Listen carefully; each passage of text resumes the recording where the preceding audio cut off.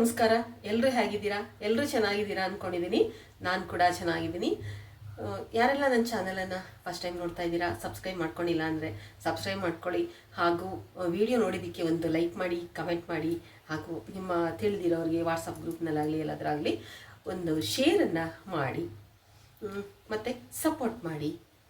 ಇವತ್ತು ನಾನು ನಿಮಗೆ ಒಂದು ಹೊಸ ವಿಡಿಯೋವನ್ನು ತಗೊಂಡು ಬಂದಿದ್ದೀನಿ. ಅದೇನಂತ ಅಂದರೆ ಜೀರಾ ವಾಟರ್, ಜೀರಾ ಪಾನಿ, ಅದನ್ನು ಹೇಗೆ ಮಾಡೋದು ಅಂತ. ಅದಕ್ಕೆ ಹುಣಸೆಹಣ್ಣು ಕೂಡ ಮಿಕ್ಸ್ ಆಗಿರುತ್ತೆ. ಬರೀ ಜೀರಿಗೆ ನೀರು ಮಾಡಿ ಕುಡಿತೀವಿ, ಅದು ಬೇರೆ. ಇದು ಒಂಥರ ಜ್ಯೂಸ್ ಇದ್ದಾಗಿರುತ್ತೆ. ಹಿಂದಿನ ಕಾಲದಲ್ಲೂ ಕೂಡ ಇದನ್ನು ಮಾಡ್ತಾಯಿದ್ರು. ಹುಣಸೆ ರಸ ಮಾಡಿಕೊಂಡು ಅದಕ್ಕೆ ಜೀರಿಗೆ ಪುಡಿ ಎಲ್ಲ ಹಾಕಿ, ಬೆಲ್ಲ ಹಾಕಿ, ಅದನ್ನು ಒಂದು ಪಾನಕ ಅಂತೇಳಿ ಕೊಡ್ತಾಯಿದ್ರು. ತುಂಬ ಬಿಸಿಲಲ್ಲಿ ದಣಿದು ಬಂದವರಿಗೆ ಇದನ್ನು ಕೊಟ್ಟಾಗ ಅವ್ರಿಗೆ ತುಂಬ ತಂಪಾಗ್ತಾಯಿತ್ತು. ಅದನ್ನು ನಾನಿವತ್ತು ಮಾಡ್ತಾಯಿದ್ದೀನಿ. ಬನ್ನಿ ಹೇಗೆ ಮಾಡೋದು ಅಂತ ಹೇಳಿ ನೋಡೋಣ. ಬೆಳಗ್ಗೆನೇ ಈಗ ತುಂಬ ಬಿಸಿಲಾಗ್ಬಿಟ್ಟಿದೆ. ಇವಾಗ ತುಂಬಾ ಸೆಕೆ ಇದೆ. ಹೊರಗಡೆ ಅಂತೂ ಮುಖ ತೋರಿಸೋದಕ್ಕೆ ಆಗಲ್ಲ, ಅಷ್ಟೊಂದು ಬಿಸಿಲಿದೆ ಇವಾಗ. ಇಂಥ ಬೇಸಿಗೆ ಕಾಲದಲ್ಲಿ ಈ ರೀತಿ ಒಂದು ಮಾಡ್ಕೊಂಡು ಕುಡಿಯೋದ್ರಿಂದ ತುಂಬ ಒಳ್ಳೆಯದು. ಬನ್ನಿ ಆಮೇಲೆ ಮಾಡ್ತಾ ಮಾತಾಡ್ತೀನಿ.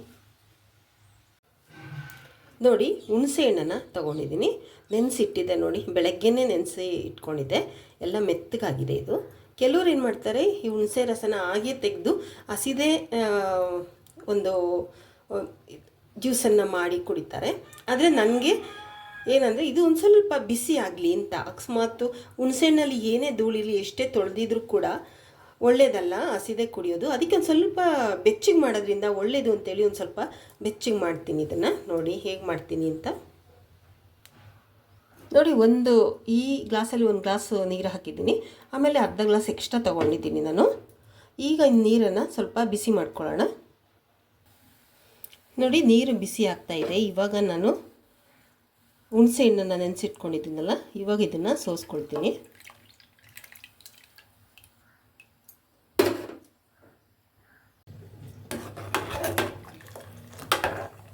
ನೋಡಿ, ಹುಣಸೆ ಹಣ್ಣನ್ನು ಅದಕ್ಕೆ ಸೇರಿಸಿದ್ದೀನಿ ನಾನು. ಈಗ ಒಟ್ಟು 1.5 ಗ್ಲಾಸ್ ಅಷ್ಟು ನೀರನ್ನು ನಾನು ಹಾಕ್ಕೊಂಡಿದ್ದೀನಿ. ನಿಮ್ಮ ಮನೆಗೆ ಎಷ್ಟು ನೀರು ಬೇಕೋ ಅಷ್ಟು ಹಾಕ್ಕೊಳ್ಳಿ. ಎಷ್ಟು ಹುಣಸೆ ಹಣ್ಣನ್ನು ನೀವು ತೊಗೊಂಡಿರ್ತೀರ ಅದಕ್ಕೆ 2ರಷ್ಟು ಬೆಲ್ಲವನ್ನು ತಗೊಳ್ಳಿ. ಇದಕ್ಕೆ ಬೆಲ್ಲ ಕೂಡ ತೊಗೊಂಡಿದ್ದೀನಿ. ಬೆಲ್ಲ ಕೂಡ ಹಾಕೋಣ. ಇನ್ನೊಂದು ಸ್ವಲ್ಪ ಹೊತ್ತಾಗಲಿ. ಒಂದು ಸ್ವಲ್ಪ ಬೆಚ್ಚಗಾಗಿದೆ ನೋಡಿ, ಸಾಕು. ಕುದಿಯೋವಂಥ ಅವಶ್ಯಕತೆ ಇಲ್ಲ. ಇದು ಬೆಚ್ಚಗಾದ್ರೇ ಸಾಕು.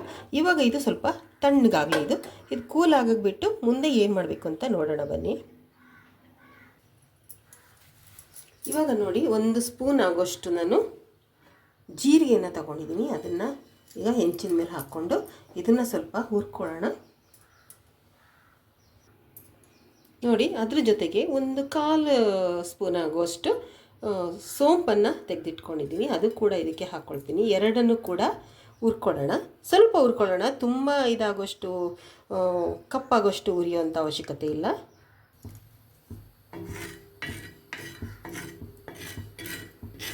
ಕೆಲವರು ಹಸಿದೇ ಪೌಡ್ರನ್ನು ಹಾಕ್ಕೊಳ್ತಾರೆ. ಹಸಿದು ಹಾಕೋದಕ್ಕಿಂತ ಈ ಥರ ಒಂದು ಸ್ವಲ್ಪ ಬೆಚ್ಚ ಮಾಡಿ ಹಾಕ್ಕೊಂಡ್ರೆ ಅದು ತುಂಬಾ ರುಚಿ ಕೊಡುತ್ತೆ.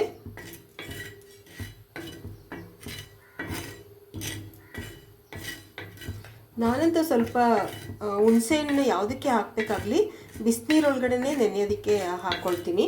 ಇವತ್ತು ತಣ್ಣೀರಿನಲ್ಲಿ ನೆನೆಸ್ಕೊಂಡಿದ್ದೆ, ಯಾಕಂದರೆ ಅದನ್ನು ಸ್ವಲ್ಪ ಬಿಸಿ ಮಾಡ್ಕೊಳ್ತಾ ಇದ್ದೀನಲ್ಲ, ಅದಕ್ಕೆ.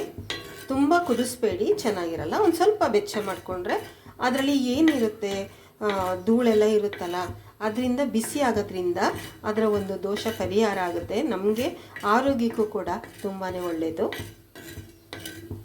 ನೋಡಿ, ಈ ಥರ ಎಲ್ಲ ಚಿಕ್ಕ ಒಂದು ಹೈಜೆನಿಕ್ಕನ್ನು ನಾವು ಶುಚಿತ್ವವನ್ನು ಪಾಲಿಸ್ಕೊಂಡು ಬಂದರೆ ನಾವು ತುಂಬ ಆರೋಗ್ಯವಾಗಿರ್ತೀವಿ. ನೋಡಿ, ಇದು ಸ್ವಲ್ಪ ಬೆಚ್ಚ ಆಗಿದೆ. ಇದು ಸಾಕು. ಇವಾಗ ಸ್ಟವನ್ನು ನಾನು ಆಫ್ ಮಾಡ್ಕೊಳ್ತೀನಿ.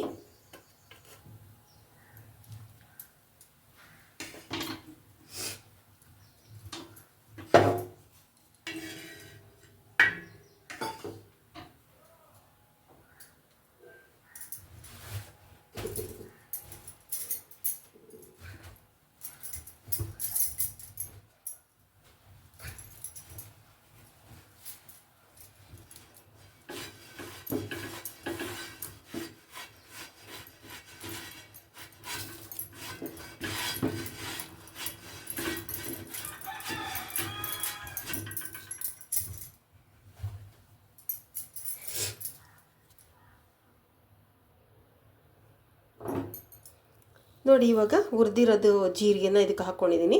ಸೋಂಪು ಯಾರೂ ಹಾಕಲ್ಲ, ಆದರೆ ನಾನು ಒಂಚೂರು ಹಾಕಿದ್ದೀನಿ. ಟೇಸ್ಟು ಕೂಡ ಚೆನ್ನಾಗಿರುತ್ತೆ, ಒಳ್ಳೆಯದು ಅಂತ ಹೇಳಿ ಇದನ್ನು ಇವಾಗ ನಾನು ಪೌಡ್ರ್ ಮಾಡ್ಕೊಳ್ತೀನಿ.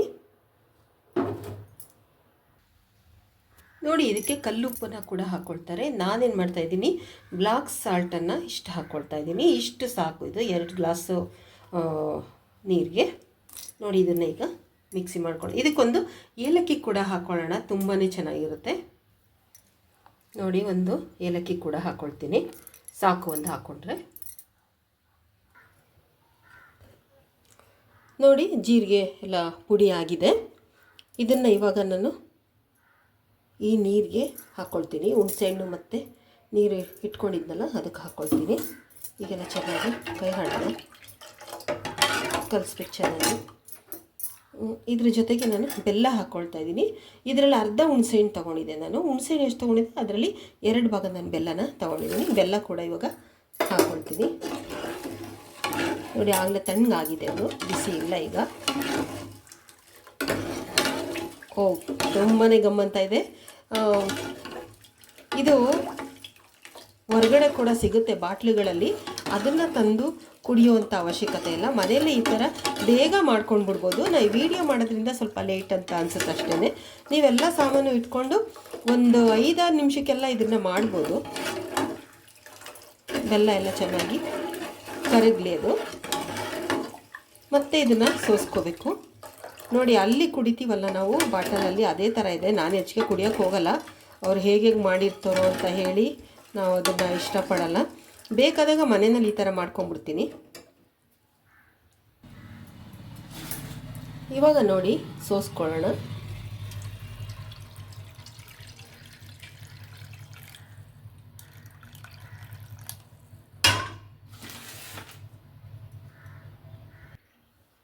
ಮನೆಯಲ್ಲೇ ನೋಡಿ ಯಾವ ರೀತಿ ತಯಾರಾಯಿತು ಅಂತ. ಬಿಂದು ಜ್ಯೂಸ್ ಅಂದ್ಬಿಟ್ಟು ಹೊರಗಡೆಯಿಂದ ತರಬೇಡಿ, ಮನೆಯಲ್ಲೇ ಮಾಡಿಕೊಂಡು ಕುಡೀರಿ. ಮೊದಲೆಲ್ಲ ಇದೇ ರೀತಿಯೇ ಹುಣಸೆಹಣ್ಣು ಪಾನಕ ಅಂತ ಹೇಳಿ ಮಾಡ್ತಾಯಿದ್ರು ಆ ಕಾಲದಲ್ಲೆಲ್ಲ. ಬೇರೆ ಜ್ಯೂಸ್ಗಳೇ ಮಾಡ್ತಾ ಇರಲಿಲ್ಲ, ಇದನ್ನೇ ಮಾಡ್ತಾಯಿದ್ರು ಬೇಸಿಗೆಯಲ್ಲಿ. ತುಂಬ ರುಚಿಯಾಗಿರುತ್ತೆ.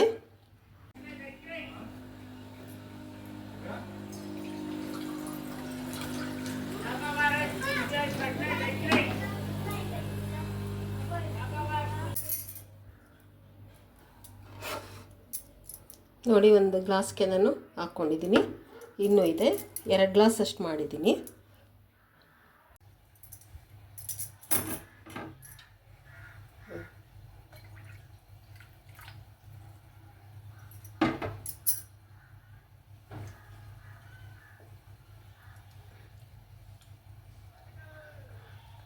ನಿಜವಾಗ್ಲೂ ಒಂದ್ಸಲಿ ಮಾಡಿಬಿಟ್ಟು ಹೇಳಿ, ನೀವು ಹೊರಗಡೆಯಿಂದ ಏನು ತರ್ತೀರಾ ಅದೇ ರೀತಿ ಟೇಸ್ಟ್ ಇದೆ ಅದು. ಆದರೆ ನಾವು ಇದನ್ನು ಶುದ್ಧವಾಗಿ ಶುಚಿಯಾಗಿ ಮನೆಯಲ್ಲಿ ಮಾಡ್ಕೊಂಡಿರ್ತೀವಿ. ಅವರು ಹೊರಗಡೆ ಯಾವ್ಯಾವ ರೀತಿ ಹುಣಸೆಹಣ್ಣೆಲ್ಲ ಯಾವ ರೀತಿ ಮಾಡ್ತಾರೆ ಅನ್ನೋದು ನಮಗೂ ಗೊತ್ತಾಗಲ್ಲ. ತಣ್ಣೀರನ್ನೇ ಹಾಕ್ತಾರೆ, ಚೆನ್ನಾಗಿ ತೊಳೆದಿರ್ತಾರೆ ಇಲ್ಲ ಗೊತ್ತಾಗಲ್ಲ. ನಾವಾದರೆ ನೀಟಾಗಿ ತೊಳೆದು ಅದನ್ನು ನೆನೆಸಿ ಬಿಸಿ ನೀರಿಗೆ ಹಾಕಿದ್ದೀನಿ. ಬಿಸಿ ನೀರಿಗೆ ಹಾಕೋದ್ರಿಂದನೇ ತುಂಬಾ ಒಳ್ಳೆಯದು, ತುಂಬ ಹೈಜೆನಿಕ್ ಆಗಿರುತ್ತೆ. ನೋಡಿ ಎಷ್ಟೊಂದು ಟೇಸ್ಟ್ ಇದೆ ಅಂತ. ಈ ಥರ ಮಾಡಿಬಿಟ್ಟು ಬಾಟ್ಲುಗಳಿಗೆ ಹಾಕಿ ನೀವು ಫ್ರಿಡ್ಜಲ್ಲಿಟ್ಟು ಕುಡಿಬೋದು. ಇವತ್ತಿನ ವಿಡಿಯೋ ಚೆನ್ನಾಗಿದೆ ಅಂತ ಅಂದ್ಕೊಂಡಿದ್ದೀನಿ, ನಿಮಗೆಲ್ಲ ಇಷ್ಟ ಆಗಿದೆ ಅಂದ್ಕೊಂಡಿದ್ದೀನಿ.